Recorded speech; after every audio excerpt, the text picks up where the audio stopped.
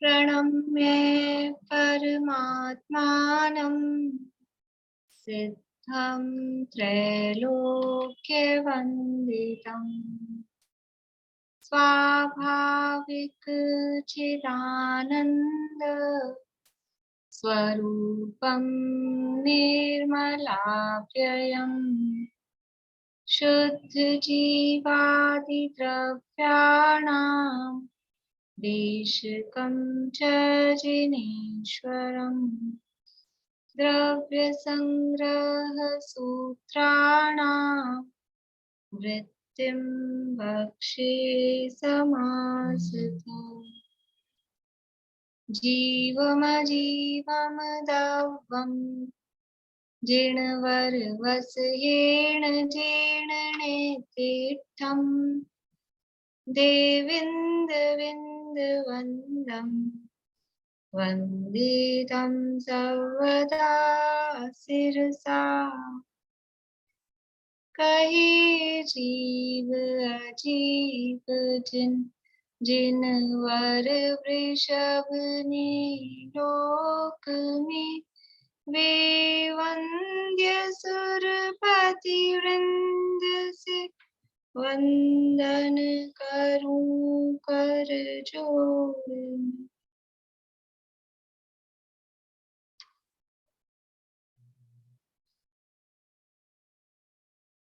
गाथाएं बोलेंगे।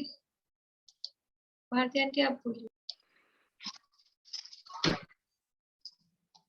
वृहद द्रव्य संग्रह में तीसरा अधिकार मोक्ष मार्ग अधिकार अपना चल रहा है और इसके अंतर्गत सम्यक दर्शन का स्वरूप बताने वाली जो गाथा है 41वीं गाथा, उसकी चर्चा अपनी यहाँ पर चल रही है। गाथा का पाठ करते हैं। जीवादि सद्दहणं सम्मत्तं रूपमप्पणोतं तु दुरभिनिवेश विमुक्तं नाणं सम्मं कुहोदि सदीजं हि। जीवादि पदार्थों का श्रद्धान करना वह सम्यक्त है और वह सम्यक्त आत्मा का स्वरूप है। इस सम्यक्त के होने पर ज्ञान वो विपरीत अभिप्राय से रहित दुरभिनिवेश से रहित सम्यक ज्ञान होता है।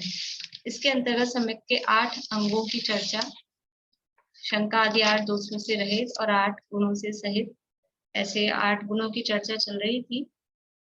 उसमें जो अंतिम है प्रभावना नाम का जो 8वां अंग, उसकी चर्चा अपन ने सैटरडे को की थी और उसी चर्चा को अभी आगे बढ़ाना है। पेज नंबर है 202। अब प्रभावना गुण नामक 8वें अंग का कथन करते हैं। श्रावक को दान पूजा आदि द्वारा और मुनि को तप श्रुत आदि से जैन शासन की प्रभावना करना, इसे व्यवहार से प्रभावना गुण जानना। यानी प्रभावना करनी चाहिए। प्रभावना गुण क्या है? प्रभावना गुण का मतलब क्या है कि प्रभावना करना चाहिए, ये प्रभावना गुण है। किसकी प्रभावना करना चाहिए? किसकी प्रभावना करनी है? कि जिन शासन की प्रभावना करनी है। अभी व्यवहार प्रभावना, ये पूरे 8 अंगों में हमने देखा है निश्चल व्यवहार 2 तरह से 8 अंगों का स्वरूप यहाँ बताया गया है। ये समझ लीजिए यहाँ की द्रव्य संग्रह की विशेषता है कि वरना और शास्त्रों में जो मिलता है रत्नगंज शावकाचार में, पुरुषार्थ सिद्धि उपाय में और समझ लीजिए षडाला वगैरह में, वो व्यवहार गुणों की मुख्यता से कथन मिलता है। और समय सार में गाथाएं हैं, वहां थोड़ा निश्चय परक कथन किया गया है। लेकिन यहाँ पर दोनों का, क्योंकि ये शास्त्र ही द्रव्य संग्रह में नयार्थ की मुख्यता है, नयों के विशेष रूप से कथन किए गए हैं।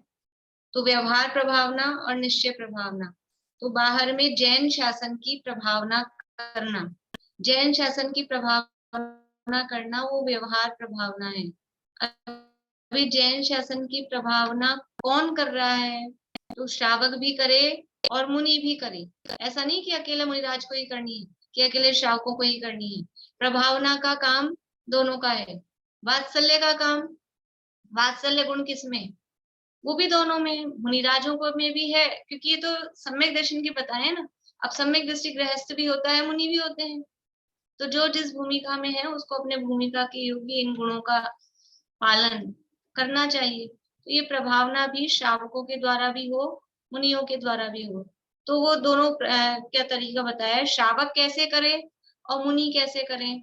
तो श्रावक है वो दान पूजा आदि द्वारा, श्रावकों के पास क्योंकि वो गृहस्थ हैं, उनके पास परिग्रह भी होता है, रुपया पैसा भी होता है, तो वो दान के माध्यम से और इस तरह के विशेष शुभ भाव और देव पूजा आदि उनके शतावश्यक कहे गए हैं। तो पूजा, प्रभावना, दान, दया, इनके माध्यम से श्रावक है वो जैन शासन की प्रभावना करे। कैसे कि दान दिया जा रहा है, अभी जैसे चक्रवर्ती कल्पद्रुम महामंडल विधान करते हैं, और उसमें क्या होता है, वो विधान तो करते ही हैं, उसके बाद में किमिच्छिक दान, कि जिसको जो चाहिए वो ले जाओ। तो इससे क्या होगा, इससे राजा की तो होता ही है मान सम्मान की, राजा बहुत अच्छा है, लेकिन ये राजा जैन है, तो जैन शासन की, और किस उपलक्ष्य में हम ये दान दे रहे हैं कि हमने ये विधान रचाया है, इसलिए हम ये दान दे रहे हैं। तो जैन शासन की प्रभावना उसके माध्यम से होती है। तो दान के माध्यम से पूजा विधान, बड़े बड़े जो भी आयोजन है, तो सबको पता लगता है। अभी तो बहुत सारे उसके टाइप्स, मतलब प्रचार प्रसार करने के, समझ लीजिए अपने शहर में बहुत बड़ा पंचकल्याणक हो रहा है कि बहुत बड़ा विधान हो रहा है, तो जगह जगह बड़े बड़े होर्डिंग्स वगैरह नहीं लग जाते हैं, रेड लाइट वगैरह पे ऐसे, तो उससे क्या होता है, पता लगता है, प्रभावना होती है, जैनों का कोई आयोजन हो रहा है।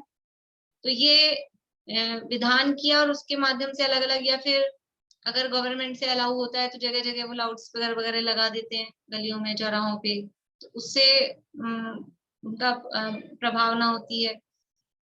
जैसे अन्यमति भी करते हैं ना, अभी होली के दिन थे, तो वो अपने वो होली के गीत वीत चलाते हैं, उनके चलते हैं दिन भर, कभी शाम को, कभी कोई वो सत्यनारायण का पाठ होता है, तो माइक वाइक बाहर लगा देते हैं, तो आते जाते हर आदमी को पता लग जाता है कुछ हो रहा है यहाँ पे, इनके धार्मिक आयोजन हो रहा है। ऐसे ही अपना भी जैनों का कोई इस तरह का पूजा पाठ विधान, इस तरह का काम होता है, तो उससे प्रभावना, प्रभावना मतलब दूसरों पर दूसरा व्यक्ति इफेक्टेड होता है, उसको लगता है कि हाँ कुछ है, ये भी कोई है, धर्म है, इनका कुछ आयोजन होता है, और फिर किसी को जिज्ञासा हो कि क्या धर्म है, जिज्ञासावश आ जाए, सुन ले, समझ ले, उसका भला हो जाए। ये प्रभावना ऐसी नहीं खाली बस अपने को अपना मान दिखाना है, इस प्रभावना के माध्यम से बहुत सारे जीव धर्म में लगते हैं, क्योंकि ऐसा देख के जिज्ञासावश अपने स्मारक में, यहाँ टोडरमल स्मारक में, मतलब समझ लो आप 30-35 साल हो गए होंगे लगभग, 30-32 साल हुए होंगे।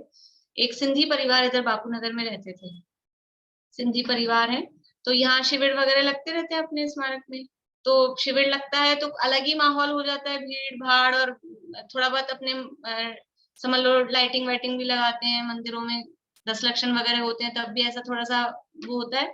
और शिविर पे इतने तो यहाँ कुछ अलग ही माहौल होता है, टेंट वेंट भी लग जाता है बाहर, और भीड़ भाड़ आना जाना। तो वहाँ उनके जो बच्चे थे, यानी यंग एज के होंगे, 10th 11th इसी क्लास के, तो उधर से जाते होंगे पढ़ने वढ़ने, तो देखते थे ये क्या हो रहा है यहाँ पे, तो ये देख के एक आध बार आ गए अंदर, और आ गए, प्रवचन सुने बड़े दादा वगैरह के, तो बहुत इम्प्रेस हुए, और वो यानी पूरा परिवार जैन हो गए, अभी तक भी आते हैं स्मारक में। और जो उनका वो लड़का था, उन्होंने शास्त्री की, यानी मेरे हस्बैंड के बैच के ही हैं वो, बालचंदानी है मतलब सरनेम उनका, तो शास्त्री की, और जो लड़की थी वो भी बहुत आगे, मतलब वहाँ क्लासेस वगैरह पढ़ना, बहुत इंटेलिजेंट, यानी पूरा परिवार, मतलब ऐसा ये प्रभाव कि शिविर का आयोजन हो रहा है, और शिविर के आयोजन से उनको अट्रैक्शन हुआ, ये हो क्या रहा है यहाँ पे, देखें तो सही, सुने तो सही, और देखा सुना, और जैन धर्म फॉलो करने लग गए। तो ये प्रभावना किस मतलब काम की है, किस लिए की जा रही है, ऐसे ही नहीं कि प्रभावना से व्यक्ति जैन धर्म से प्रभावित होकर जैन बन रहा है, इसके लिए प्रभावना की जा रही है। बोलिए भारती आंटी। अभी आप कह रही थी ना कि इससे प्रभावना होती है, तो आते जाते लोग तो अपने मन में सोच रही थी कि कोई सुनता नहीं, कोई आता नहीं है ऐसे अपने मन में विचार करती थी कि कोई ऐसे आने, अभी फिर आपने एग्जांपल दिया तो मैंने कहा कि नहीं सच में कोई असर तो होता है। ऐसा नहीं है, अपने को लगता है कौन सुनता है, लेकिन अपने को मैं ये ये किसी का पता तो नहीं है। आपने ये बात बोली तो मैं यही मन में सोच रही थी कि मैं कोई आता वाता है नहीं। नहीं, लोगों भले ही वो एक तो ये होता है कि तो डायरेक्टली इफेक्ट दिख गया, कभी कभी उसका मतलब स्लो असर भी होता है कि कुछ ना कुछ लगता है, फिर धीरे धीरे एक जैन धर्म के प्रति एक इमेज बनती है कि नहीं कुछ है तो कुछ तो है, ऐसा करके तो असर तो होता है। और जैनों में भी इसके इसके माध्यम से प्रभावना होती है, जैन भी प्रभावित होते हैं, हम भी आकर्षित होते हैं। शिविर है तो जाने का, और लोगों को भी, जैनों को भी जाने का भाव होता है। ऐसे सामान्यतः दिनों में चलो ठीक है कोई बात नहीं, और अन्य मतों में भी उसका प्रभाव होता है। तो जो श्रावक है वो तो दान पूजा आदि जो भी, ये जो जितने भी इस तरह के आयोजन के काम है, अभी दान पूजा आदि लिखा है, इसमें जुलूस है, रथ यात्रा है, और श्रावकों के माध्यम से भी जो व्रत उपवास आदि किए जा रहे हैं, और ये जो भी किसी ने तेला किया है, किसी ने 10 लक्षण किए हैं, फिर उसका जुलूस क्यों निकालते हैं? तो कुछ लोग ऐसा करते हैं, इनको तो बहुत अपने मान सम्मान की इच्छा है इसलिए जुलूस निकाल रहे हैं, मालाएं पहन रहे हैं, लेकिन अकेला वो नहीं है, उससे प्रभाव होता है, प्रभावना होती है। जैसे समझ लीजिए अपने यहाँ स्मारक में अन्ना जी ने, ब्रह्मचारी यशपाल जी ने कंठ पाठ की योजना चला रखी थी, अभी भी है, मतलब वो योजना तो कंठ पाठ का मतलब है आप कोई भी शास्त्र, जैसे अभी अपन ने सबने याद किया है ना द्रव्य संग्रह, तो अन्ना जी होते अभी, तो अपन सब वहाँ उनके पास जाके उनको सुनाते, तो वो बहुत खुश होते, मुझे कहते भी थे कि महिलाओं को जोड़ो, महिलाओं को लगाओ, कुछ याद कराओ, तो अपन ने सबने याद किया, लेकिन अब वो नहीं रहे सुनने के लिए, तो वो सुनते थे, फिर क्या है, सुन के खुश होते थे, इनाम विनाम जो उन्होंने रख रखी थी वो देते थे, फिर वो कहते थे कि आपको हम बुलाएंगे शिविर में, सबके सामने भी सुनाना। क्यों? हम कहते नहीं, हमको नाम वाम नीचे, हमको सबके सामने नहीं आना है, आप तो नाम मत बताना, कि आपके नाम के लिए हम आपका नाम नहीं कर रहे हैं, इससे और लोगों को प्रेरणा मिलती है। कोई छोटी उम्र वाला कर रहा है तो उसको देख के बच्चों को प्रेरणा मिलेगी, और बड़े भी सोचेंगे कि छोटा इतना सा बच्चा इसी ने याद कर लिया तो हम इतने बड़े हो गए, उसको ये प्रेरणा मिलेगी। कोई बड़ी उम्र के कर रहे हैं, समझ लीजिए 50, 55, 60, 70 इस एज के भी यदि कर रहे हैं, और करती थी, उनके महाराष्ट्र की इतनी बुजुर्ग बुजुर्ग लेडीज वो याद कर करके सुनाती थी ग्रंथ उस समय, तो वो कर रहे हैं तो बड़ों को भी प्रेरणा मिलेगी, और छोटे सोचेंगे जब ये इतनी उम्र बड़े वाले बड़ी उम्र वाले ही कर रहे हैं तो हम तो कर ही सकते हैं। तो इससे लोगों में प्रभाव, एक दूसरे को देख के ऐसा होता है ना, फिर ये भी कर रहा है तो अपन भी करो, एक दूसरे को देख के होड़ लगती है जैसे, ये सब प्रभावना के टाइप है। वहां स्टेज पे बुला बुला के सुनाना, दिखाना, हम लोग एग्जाम रखते थे ऑफलाइन में, तो कभी कभी फिर हम भी ऐसे आयोजन में कि हमने इतनी लेडीज ने एग्जाम दिया, तो कुछ भी ना के बराबर, लेकिन बुला के इनाम देना, क्यों? और लोगों को पता लगे, कोई आता जाता सुन ले, उसको पता लग जाए कि अच्छा यहाँ क्लास चलती है, उसको भी इच्छा हो जाए कि अपन भी पढ़ लेंगे। ये सब प्रभावना के टाइप है। इससे कोई 10-20-100 रुपए की कोई चीजें इनाम में मिलना, या 10-20 लोगों में नाम, वो कोई बड़ी बात नहीं है, लेकिन दूसरा आदमी उसको सुनकर, उसको देख कर कि यहाँ ऐसा होता है, तो वो दूसरा आदमी जुड़ सकता है, कोई व्यक्ति हमारे माध्यम से धर्म में लग सकता है। तो ये प्रभावना का उद्देश्य क्या है कि दूसरे व्यक्ति भी, दूसरे जीव भी धर्म में लगे, जिस धर्म को हम अच्छा समझ के हम उसके माध्यम से सुखी होने का मार्ग प्राप्त कर रहे हैं, तो दूसरे जीव भी उसमें लगे और सुखी होने का मार्ग प्राप्त करें। ये प्रभावना का उद्देश्य है। ये श्रावक, और फिर है मुनिराज। मुनिराज कैसे करेंगे प्रभावना? जुलूस निकाले, क्या करें, मंदिर बनवाए? कि मुनिराजों के ये काम नहीं है मंदिर बनाना, कोई पहाड़ी बनाना, कि कोई मंदिर जुलूस निकालना, ये काम मुनिराज के नहीं है। मुनिराज तो खुद ही चलते फिरते प्रभावक हैं, उनकी मुद्रा ही प्रभावना करती है, कि ऐसे ये जैनों, उन जैनों के मुनि दिगंबर स्वरूप देखकर ही अपने आप ही दिखता है कैसा तप कर रहे हैं। उनको अलग से कुछ ये दिखाने की जरूरत नहीं है, बताने की जरूरत नहीं कि इतने दिन के उपवास किए हैं, कि इतने दिन का ये है वो है। वो नग्न दिगंबर दशा ही, क्योंकि नग्न दिगंबर होना वो अपने आप में बड़ी तपस्या है, तो वो अपने तप के माध्यम से, ज्ञान के माध्यम से, ज्ञान से प्रभावित। अब कभी कभी ऐसी कहानियों में आता है अपने पुराणों में कि क्योंकि मुनिराज उस समय चौथे काल की बात है, तो जनरली अवधि ज्ञानी वगैरह होते थे, निमित्त ज्ञानी होते थे, तो कोई आके सामने बैठा और वो भव्य जीव है, तो तुरंत उसको उसके पूर्व भाव बता दिया, क्या भविष्य बता दिया, तो एकदम से वो इम्प्रेस हो गया। ये ज्ञान के माध्यम से प्रभावना, और वो इम्प्रेस होके धर्म में लग गया। एक वो अंगारक की कथा आती है, शायद मैंने किसी प्रकरण में किसी प्रसंग में सुनाई थी आपको, कि वो पुरोहित था, मतलब ब्राह्मण था, और राजा ने उसको अपनी अंगूठी दी थी। राजा सरोवर में स्नान करने गया, तो राजा ने कहा ये मेरी अंगूठी तुम संभाल के रखना, बहुत अच्छी कीमती अंगूठी थी। और फिर वो बाद में वो देना भूल गया, राजा भी लेना भूल गया, और वो पुरोहित फिर सुबह वो पहना रहा, और सुबह जब वो तो ब्राह्मण था ना, तो वो नदी में जल वल अर्पण करते हैं सूर्य को, जैसे भी जो भी कुछ वो अपना जो क्रिया कर रहा था, तो सरोवर में वो जाके जल अर्पण कर रहा था, तो वो अंगूठी राजा की निकल के सरोवर में कमल में गिर गई। अब वो बाद में घर आया, उसने देखा राजा को अंगूठी देनी है और उसको अंगूठी नहीं मिली। वो बहुत टेंशन में कि इतनी कीमती अंगूठी मैं क्या करूं। तो उसने ये सुन रखा था कि जैनों के जो मुनिराज होते हैं ना, वो बड़े ज्ञानी होते हैं। किसी ने कह दिया तुम उनसे जाके पूछो, किसी जैन मुनिराज से। तो वहां थे उनके नगर में जैन मुनिराज, तो वो जाके मुनिराज से पूछा उसने। तो मुनिराज थे अवधि ज्ञानी, तुरंत उन्होंने बता दिया कि वहां कमल में रखी है तुम्हारी अंगूठी। तो वो इम्प्रेस हो गया ज्ञान से कि ऐसा ज्ञान तो अपने को भी होना चाहिए। तो वो मुनिराज से पूछता है कि आपको ये विद्या जैसी आपको आई, मेरे को भी दे दो ना ये विद्या। तो मुनिराज ने अवधि ज्ञान से जान लिया कि भव्य जीव है, यद्यपि अभी ये लोभ से, ये तो केवल अपने यश के लोभ से कि मेरा नाम हो जाएगा, मेरे को ऐसी विद्या आ जाएगी, तो यश के लोभ से भी आया है, लेकिन ये भव्य जीव है, निकट भविष्य में ही मोक्ष जाने वाला है। तो उन्होंने कहा ठीक है तुम आ जाना, और लेकिन उसके लिए नग्न दिगंबर ही होना पड़ेगा। तो उसने सोचा ठीक है विद्या सीख लूंगा, जब तक नग्न दिगंबर हो जाता हूँ, उसके बाद में क्या है वापस से अपने बन जाएंगे कपड़े पहन के, उसमें क्या फर्क पड़ता है। ये सोच के अपनी पत्नी को समझा बुझा के दिगंबर दीक्षा ले ली। और फिर मुनिराज ने उसको जो ज्ञान दिया, जो समझाया, तो सब समझ में आ गया। बुद्धिमान तो था ही कि क्या सच है क्या झूठ है, और फिर वो वास्तव में सच्चा मुनि बन गए।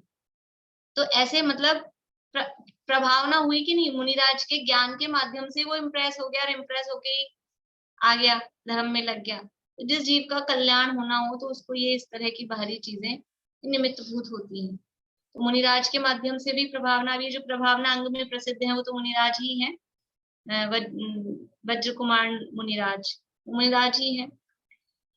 तो मुनिराज के माध्यम से भी प्रभावना होती है, श्रावकों के माध्यम से भी प्रभावना होती है। कहानी की चर्चा भी अपन करते हैं, लेकिन जो परसों अपन ने चर्चा की थी, एक तो प्रभावना जिनवाणी की बाहर में, जिन धर्म की प्रभावना बाहर में करना, ये व्यवहार प्रभावना है। और जिन धर्म की प्रभावना अपने में करना। जिन धर्म क्या है, जिन धर्म क्या है कि धर्म क्या है, वस्तु का स्वरूप धर्म है कि या फिर सम्यक दर्शन धर्म है, आत्मा का अनुभव वो धर्म है।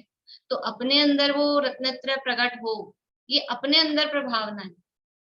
बाहर में जिन धर्म की महिमा लोगों में फैले, जिन धर्म यानी सारे जगत में वो है ना, वो नगर नगर में बाहुबली, सारी धरती धर्म स्थल हो, मतलब सारी धरती जैन हो, ऐसी भावना। तो ये बाहर में, ये भावना वो बाहर की प्रभावना है। और अंदर में यानी आत्मा का क्या बोलना चाहिए, प्रत्येक प्रदेश प्रदेश की रोम रोम की कोना कोना वो सम्यक गुण से विभूषित हो जाए, यानी मिथ्यात्व उसमें न रहे, अंदर अपने रत्नत्रय प्रकट हो जाए, उसका नाम अंदर की प्रभावना। तो ये जिन शासन की बाहर में प्रभावना, और जिन शासन की अपने में प्रभावना, ये तो जिन शासन की। अब दूसरी क्या थी कि अपनी प्रभावना। अपनी प्रभावना, तो अगर एक तो अपन समझते हैं ये असमान जाति द्रव्य पर्याय, ये अपन। और दूसरा अपन कौन, दूसरा मैं कौन, कि जो मैं शुद्ध आत्मा हूँ।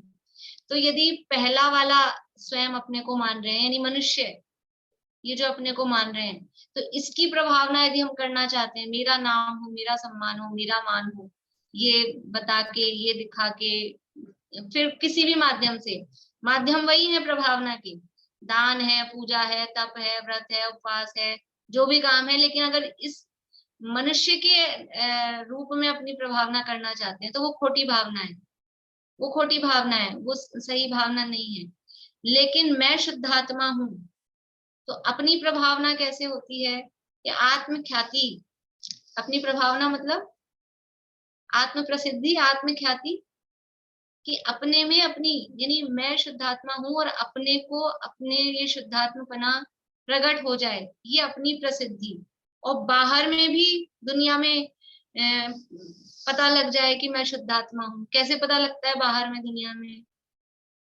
अपने को मैं शुद्धात्मा हूँ, ये अपनी प्रसिद्धि होती है सम्यक दर्शन जब होता है, जब मोक्ष मार्ग का प्रारंभ होता है, जब धर्म का प्रारंभ होता है, तब अपनी प्रसिद्धि अपने द्वारा अपने में होती है। और जब इस मोक्ष मार्ग की पूर्णता हो जाती है, मोक्ष प्रकट हो जाता है, तो बाहर में दिख जाता है ना कि ये शुद्धात्मा है। अभी तो केवल अपने को ही दिखा कि मैं शुद्धात्मा हूँ, चौथे गुण स्थान में, पांचवें गुण स्थान में।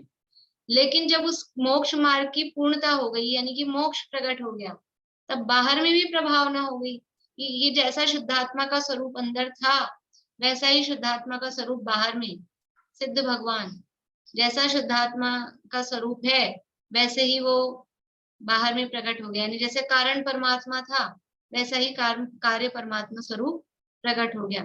तो ये वास्तव में बाहर में अपनी प्रसिद्धि। मैं कौन? कि मैं शुद्धात्मा। तो ऐसे अपनी अरहंत सिद्ध दशा प्रकट होना, ये वास्तव में अपनी प्रभावना, बाहर में अपनी प्रभावना, और अपने में रत्नत्रय प्रकट होना, ये अंदर में अपनी प्रभावना।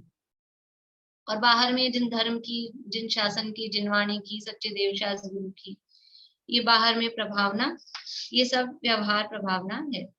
इस तरह से ये प्रभावना और अनेक टाइप प्रभावना के अनेक अंग हैं। ये रत्नचंद्र शावकाचार्य में काफी तरह से दिया है, किस किस तरह से हम प्रभावना कर सकते हैं, कैसे कैसे हमारे एक एक चीज,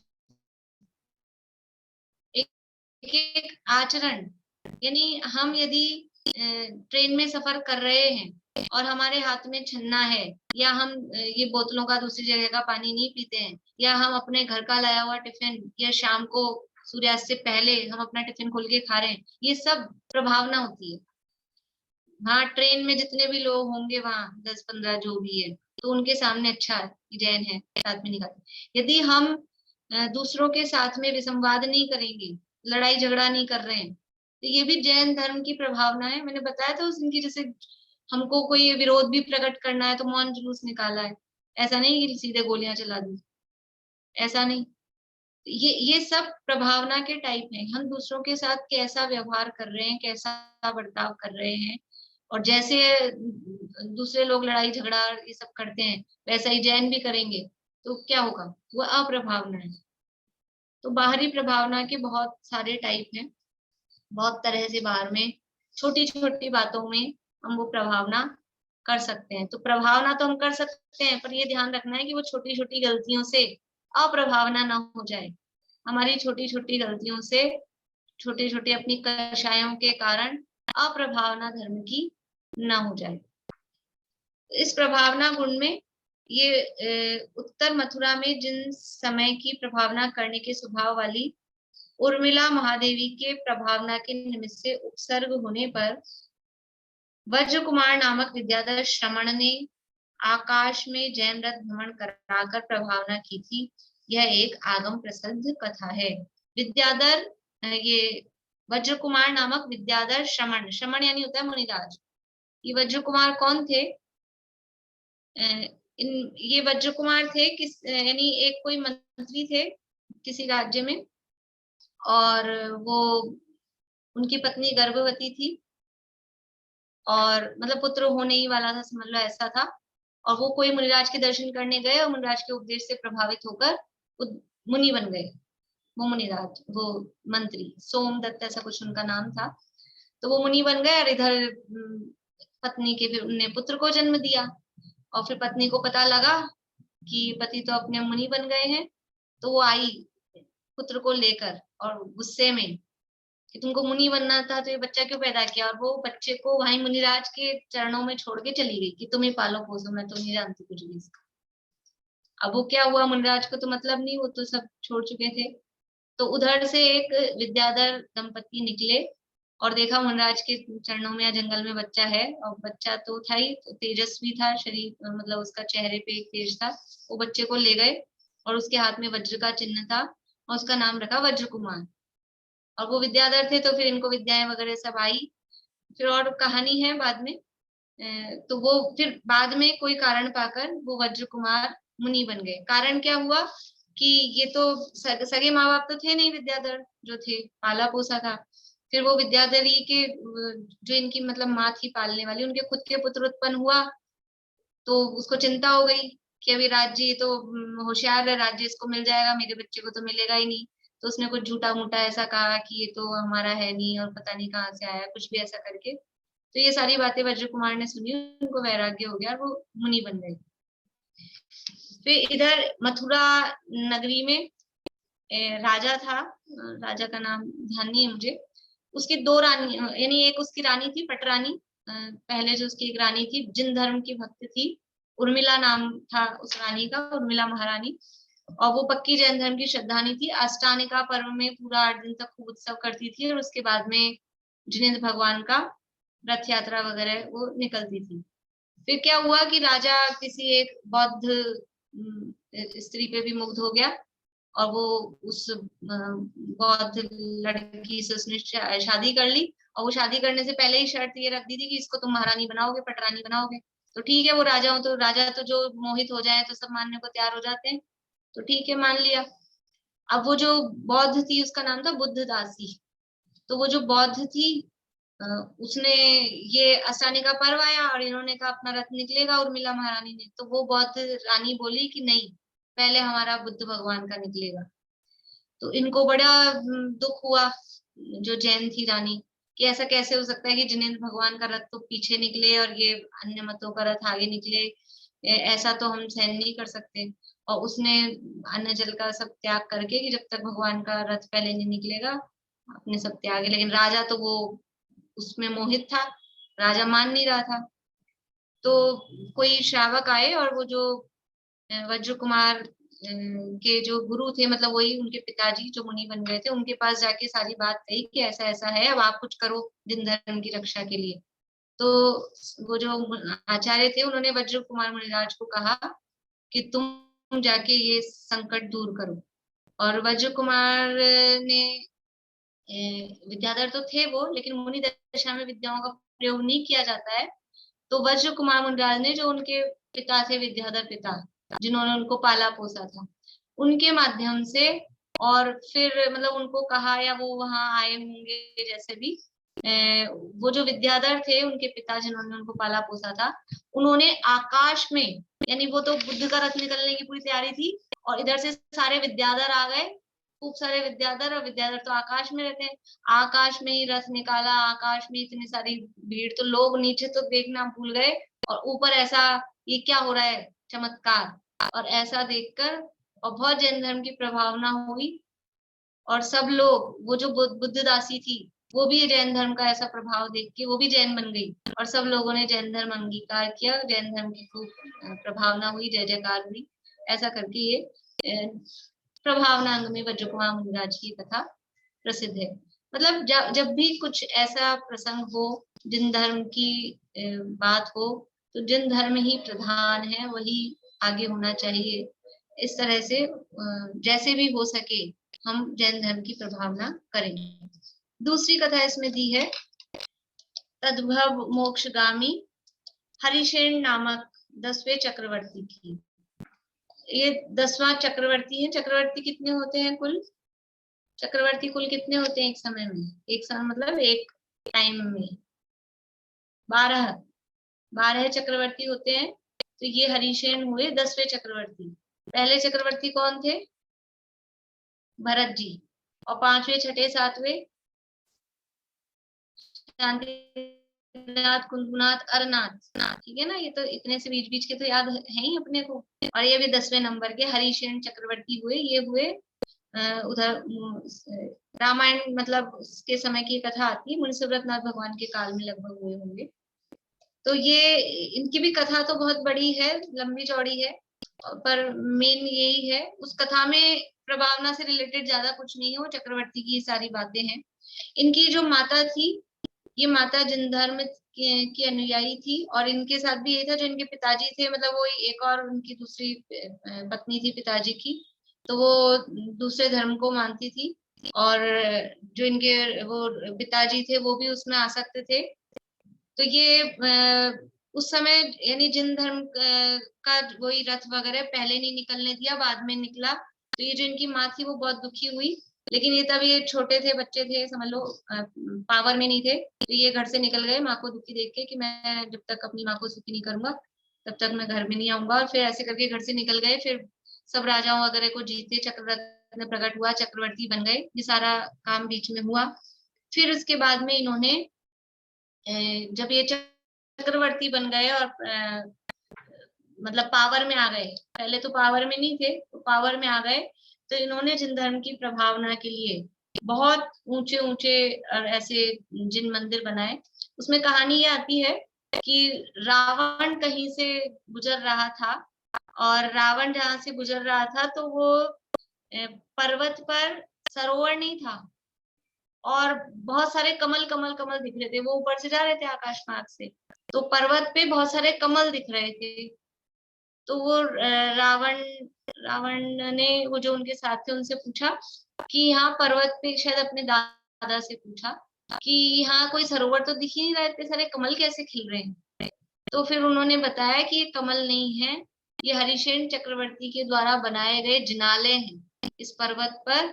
और ये सब रत्नों के, कमल जैसे जो रत्न होते हैं, पद्म, राग, मणि, ऐसे रत्नों के बने हुए ये सारे जिनाले हैं। फिर वो रावण के दादा ने वो पूरी चक्रवर्ती की कथा रावण को सुनाई कि क्या था। तो ये चक्रवर्ती ने इस तरह के वहां पर्वत पर ऐसे सुंदर सुंदर जिनाले बनाए, रत्नों के जिनाले बनाए। और फिर उनके माध्यम से बहुत जैन धर्म की प्रभावना हुई। फिर उनकी माता भी प्रसन्न हुई, और भी बाकी सब लोग जो अन्यमती थे वो सब जैन बन गए। इसी तरह की कथा ऐसी इसमें भी है। वो कथा बहुत बड़ी है, बाकी पद्म पुराण में से फिर पढ़नी चाहिए अपने को, हरिश्चंद्र चक्रवर्ती की कथा। तो ये कथा ये रामायण में प्रसिद्ध है। इस तरह से यहाँ ये दो कथाएं यहाँ दी हैं। अभी हम कथाएं तो एक आध दो उदाहरण के रूप में देते हैं। यदि हम खुद प्रथमानुयोग पढ़ते हैं तो हम खुद उसमें से देख सकते हैं कि किस किस माध्यम से प्रभावना हुई। जैसे अभी आपको मैंने अंगारक वाली कथा सुनाई, तो वो कोई ऐसा नहीं लिखा है कि ये प्रभावना में प्रसिद्ध है या ऐसा कुछ, लेकिन प्रभावना हुई ना उस मुनिराज के माध्यम से, मुनिराज के ज्ञान के माध्यम से, कि वो जैन बन गया। तो ऐसे सभी जितने भी कथानक आते हैं पुराणों में, वो सब ये अंगों से रिलेटेड ही है, क्योंकि सम्यक दृष्टि है वो इन अंगों के धारी होते ही हैं। तो कोई ना कोई अंग का प्रभाव वहां पर दिखाई देता है। इस तरह से ये व्यवहार प्रभावना की चर्चा हुई। अब निश्चय से तो उसी व्यवहार प्रभावना गुण के बल से मतलब उसके निमित्त से मिथ्यात्व विषय कषायदि समस्त विभाव परिणाम रूप पर समयों का प्रभाव नष्ट करके शुद्धोपयोग लक्षण स्व संवेदन ज्ञान द्वारा विशुद्ध ज्ञान दर्शन स्वभावी निज शुद्धात्मा का प्रकाशन अनुभव करना, वही प्रभावना है। ये तो सारी बाहर की जिन धर्म की जो प्रभावना हो रही है व्यवहार प्रभावना है। निश्चय से क्या प्रभावना है? निश्चय से अपनी शुद्धात्मा का प्रकाशन हो जाए, अपनी शुद्धात्मा प्रकाशित हो जाए। कहाँ प्रकाशित हो जाए? शुद्धात्मा कहाँ प्रकाशित होगी? कि अपने में, मैं स्वयं शुद्धात्मा हूँ ऐसा हमको भान हो जाए, ऐसा ज्ञान हो जाए, ऐसी प्रतीति हो जाए, वही शुद्धात्मा का प्रकाशन है। कि पता तो है हमको मैं शुद्धात्मा हूँ, ये सब शब्दों में पता है, ये वचनों के लेवल पर पता है, ज्ञान के लेवल पर पता है, लेकिन श्रद्धा के लेवल पे अभी प्रकाशन नहीं हुआ। हमें जैसी श्रद्धान, जैसी अहम बुद्धि, जैसी प्रतीति इस असमान जाति द्रव्य पर्याय में है, वैसा अहम वो है ना सम्यक के सन्मुख मिथ्या दृष्टि में। ये कब तक करना है ये सारा काम? सम्यक सम्मुख वाला जो काम बताया ना, प्रश्नोत्तर करे, विचार करे, चर्चा करे, कब तक करे? कि जब तक जैसी अहम बुद्धि इस पर्याय में है वैसी अहम बुद्धि आत्मा में न आ जाए, तब तक इसी को किया करे, यही काम करना है। वैसे ही ये शुद्धात्मा का प्रकाशन, ये प्रभावना कब? कि जैसी अहम बुद्धि हमको इस शरीर में है वैसी अहम बुद्धि शुद्धात्मा में हो जाए, उसका नाम है शुद्धात्मा का प्रकाशन। शुद्धात्मा तो प्रकाशित ही है, प्रकाशित ही है। उसमें पूजा में दिया है, अरे आबाल सभी गोपाल, सुलभ सबको चिन्मय अभिराम। ये शुद्धात्मा सबको प्रकाशित हो रहा है, चाहे मूर्ख हो, चाहे बच्चा हो, चाहे बूढ़ा हो, चाहे समझदार हो, कोई भी हो। ये ज्ञान स्वरूप स्वाभाविक भगवान आत्मा निरंतर सबको अनुभव में आ ही रहा है, क्योंकि हम जिसको जानना कह रहे हैं, हम जो अनुभव कर रहे हैं, हम जो जान रहे हैं, किसको जान रहे हैं? कि बाहरी पर पदार्थ को नहीं जानते, ज्ञान ही जानने में आ रहा है, ज्ञान का ही वेदन होता है। किसका वेदन करते हैं हम? रसगुल्ले का? कोई लग गई है उसके दर्द का? मिर्ची का? कड़े करेले का? किसका वेदन करते हैं, किसका अनुभव करते हैं? कि अपने ज्ञान का ही अनुभव होता है। ज्ञान ना खट्टा होता है, ना मीठा होता है, ना ज्ञान में लगती है, ना ज्ञान में खून आते हैं।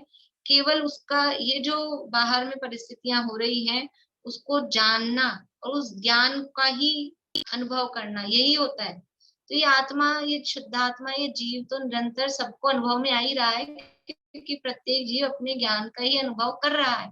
लेकिन हमको ये नहीं पता कि हम अपने ज्ञान का अनुभव कर रहे हैं, इसलिए वो शुद्धात्मा अप्रकाशित है, इसलिए छुप गया है, ढका हुआ है। अपने को पता नहीं है कि यही हम हैं। दादा की इसके संबंध में बहुत लंबा चौड़ा अच्छा उदाहरण आता है, आप लोगों ने, कुछ लोगों ने सुना होगा। बहुत शॉर्ट में बताती हूँ मैं आपको कि एक कोई बच्चा था, छोटा बच्चा था, समझ लो 4-5 साल का बच्चा होगा, और माँ बाप के साथ मेले में गया, और मेले में गया और बिछुड़ गया कुंभ के मेले में। और फिर उसके बाद में क्या हुआ कि माँ बाप ने खूब कोशिश की, नहीं मिला, और 10-15 साल गुजर गए, समझ लो बच्चा 20 साल का हो गया, इतना टाइम हो गया। अब वो निरंतर वो माँ अपने बच्चे का ध्यान करके दुखी रहती थी, करती थी, और अब उसकी शारीरिक शक्ति भी क्षीण हो गई थी माँ की, तो एक लड़का रख लिया घर में काम करने के लिए। लड़का रख लिया, वही 20-22 साल का लड़का, और वो घर में काम करता है, झाड़ू पोछा कपड़ा बर्तन सारा काम उससे कराता है, और उसको देख देख के सोचती मेरा बच्चा भी इतना बड़ा हो गया होगा, इतना बड़ा होता है, ऐसा वैसा। अब वो था कौन? वो उसी का बच्चा था, वो जो मेले में बिछड़ गया था घूम फिर के, वो कहीं से नौकर बन के उसी के घर में आ गया। अब वो बच्चा आंख के सामने है, आंख के सामने है, प्रकाशित है, फिर भी प्रकाशित है क्या?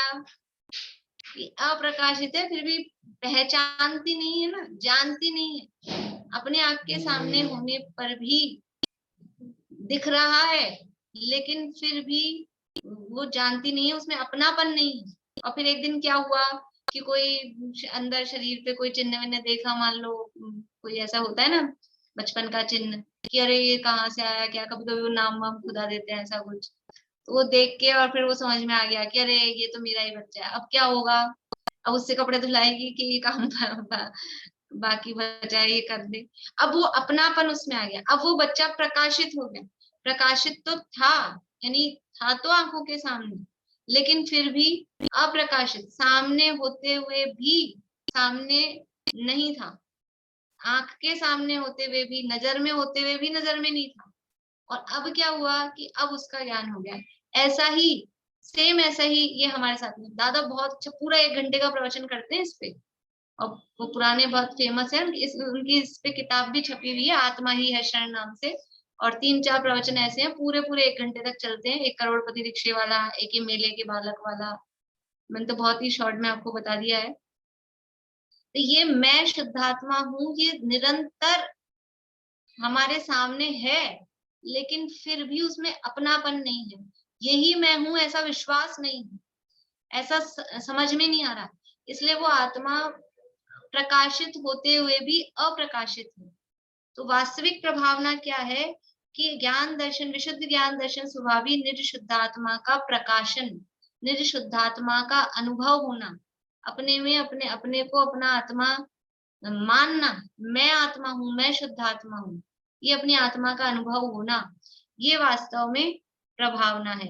अभी कैसे होगा कि शुद्धोपयोग लक्षण से स्व संवेदन ज्ञान द्वारा, ये अपनी आत्मा का अनुभव कैसे होगा? शुद्धोपयोग के माध्यम से, शुद्धोपयोग के द्वारा। और ये शुद्धोपयोग कैसे होता है? ये शुद्धोपयोग होता है मिथ्यात्व विषय कषायादि समस्त विभाव परिणाम रूप पर समयों का प्रभाव नष्ट करके।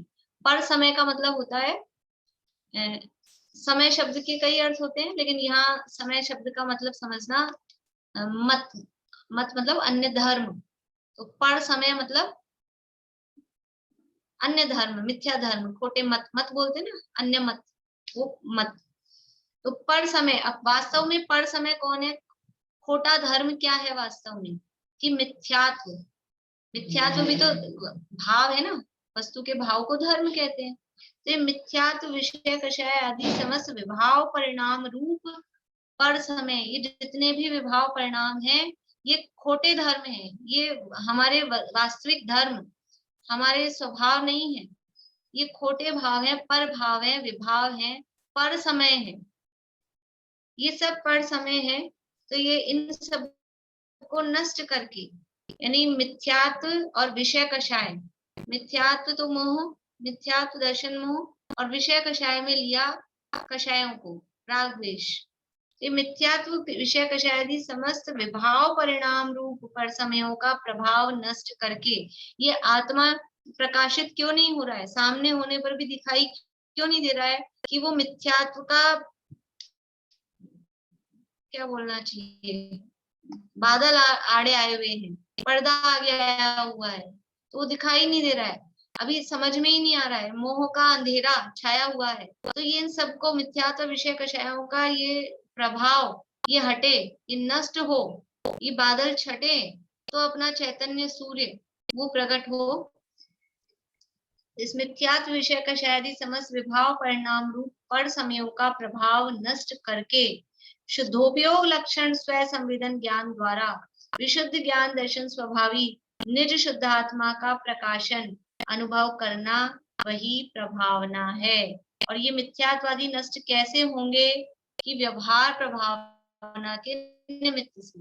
व्यवहार प्रभावना होगी बाहर में, पहले जिन धर्म की महिमा अपने चित्त में होगी, जब तक बाहर में जिन धर्म की महिमा नहीं होगी, सच्चे देवशास्त्र गुरु की महिमा नहीं होगी, तो ये मिथ्यात्व आदि का अभाव नहीं हो सकता है। मिथ्यात्व विषय कषायों का अभाव होने के लिए पहले अंदर सच्चे देवशास्त्र गुरु की श्रद्धा होना, वो अंदर में उनका प्रभाव फील करना, वो पहले जरूरी है। तो व्यवहार प्रभावना गुण के बल से, यानी उसके निमित्त से मिथ्यात्व विषय कषायादि समस्त विभाव परिणाम रूप पर समयों का, पर समय समझ में आया? पर समय का मतलब होता है दूसरे धर्म, खोटे धर्म, मिथ्या धर्म। तो वास्तव में खोटा धर्म क्या है? कि मिथ्यात्व विषय कषाय, यही है। इनका प्रभाव नष्ट करके शुद्धोपयोग लक्षण स्व संवेदन ज्ञान द्वारा विशुद्ध ज्ञान दर्शन स्वभावी निज शुद्धात्मा का प्रकाशन अनुभव करना वही प्रभावना है। ये प्रभावना, अब बाहर में तो हमने प्रभावना के बहुत साधन देख लिए और बहुत कोशिश भी करते हैं कैसे भी करके प्रभावना हो, लेकिन सच्ची बाहर में प्रभावना, व्यवहार की सच्ची प्रभावना कब होगी? कि जिसके अंदर में प्रभावना होगी तो बाहर में निश्चित रूप से उससे प्रभावना होती ही। इसलिए सम्यक दृष्टि को प्रभावना अंग कहा, क्योंकि उसने अंदर में प्रभावना की है और अंदर में आत्मा प्रभावित प्रकाशित है, तो बाहर में जिन धर्म की प्रभावना सब अपने आप सहज रूप में होती है। इसलिए यदि हम बाहर में जिन धर्म की प्रभावना करना चाहते हैं तो क्या करें? क्या उपाय है? कितना रुपया खर्च करें? कुछ रुपया खर्च करने की जरूरत नहीं है। सबसे पहले अपने में अपनी प्रभावना करें, सबसे पहले अपने शुद्धात्मा को प्रकाशित करें। अपना शुद्धात्मा प्रकाशित होगा तो बाहर में जिन धर्म अपने आप ही प्रकाशित होगा। अंदर घड़े में पानी भरा है तो बाहर में वो दिखाएगा, वो गीला होगा ही कि अंदर पानी भरा है, वो दिखे बिना नहीं रहेगा। आप छुपाने की कोशिश करो, नहीं छुपेगा, वो दिखेगा ही बाहर में। तो अंदर यदि शुद्धात्मा का प्रकाश, चैतन्य का प्रकाश, सम्यक दर्शन का प्रकाश हुआ है तो बाहर में जिन धर्म का प्रकाश सहज ही होता है। तो हम निश्चय प्रभावना रूप सच्ची प्रभावना अपने अंदर में प्रकट करके और उस पूर्वक फिर बाहर में व्यवहार में भी जिन धर्म की प्रभावना हमारे माध्यम से हो, यथा योग्य जैसी भी जैसी शक्ति, तन से, मन से, धन से, मन से, वचन से, काय से, जैसे भी हो, हमको जिन धर्म की प्रभावना करनी ही चाहिए। बोलिए। मैं पूछना चाह रही थी कि ये जो सम्यक के अंग हैं, 8 अंग, ये सम्यक दृष्टि जीवों के ही होते हैं। सम्यक दृष्टि के तो होते ही हैं, मिथ्या दृष्टि को भी व्यवहार रूप में सम्यक से पूर्व होते हैं, होने ही चाहिए, तभी सम्यक दर्शन प्रकट होगा। और जो दोष हैं वो दोष भी सम्यक दृष्टि के लिए कहे थी, सबके लिए मतलब, सम्यक क्योंकि दृष्टि इसको के तो सम्यक दोष नहीं नहीं है। होते हैं। जो दोष हैं वो सम्यक दृष्टि जीवों के नहीं होते हैं, तो इसका हाँ मतलब सम्यक पे जो दोष है वो मिथ्या दृष्टि लोगों के लिए है। हाँ, ये जो दोष है तो मिथ्या दृष्टि के होते हैं, सम्यक दृष्टि के दोष नहीं होते। ये तो फिर 6 इसे सम्यक अनायतन के दोष क्यों कहते हैं? शॉर्ट में कहते हैं, सम्यक के दोष तो जैसे शॉर्ट में कहते हैं, सम्यक के ये दोष नहीं होते, ऐसा बड़ा हो जाएगा। तवे की रोटी बोलते हैं हम, तवे की होती है क्या रोटी? शॉर्ट में कहते हैं कि जो नहीं रोटी तवे मतलब पर है वो सम्यक रोटी ऐसा इतना सम्यक बड़ा दृष्टि खाए। जीवों के वो कभी दोष नहीं लगते हैं क्या, वो पूछ रही नहीं, ये दोष हूँ। सम्यक दृष्टि के नहीं होते, वो अतिचार कहे हैं, वो अतिचार भी दोष ही है वास्तव में। लेकिन सम्यक दृष्टि के ये जो इस यहाँ जिन दोषों की 25 दोषों की बात की है, वो सम्यक दृष्टि के नहीं होते। 6 अनायतन, 3 भूता, 8 मद, वो सम्यक दृष्टि के नहीं होते। चलिए, अभी समय भी अपना हो गया है। अभी यहाँ थोड़ी बात और है जो अपने रत्नगंज शाखाचार्य के श्लोक वगैरह देखे थे, वो यहाँ पे भी दिए हैं। कल इसकी चर्चा अपन आगे बढ़ाएंगे। जय श्री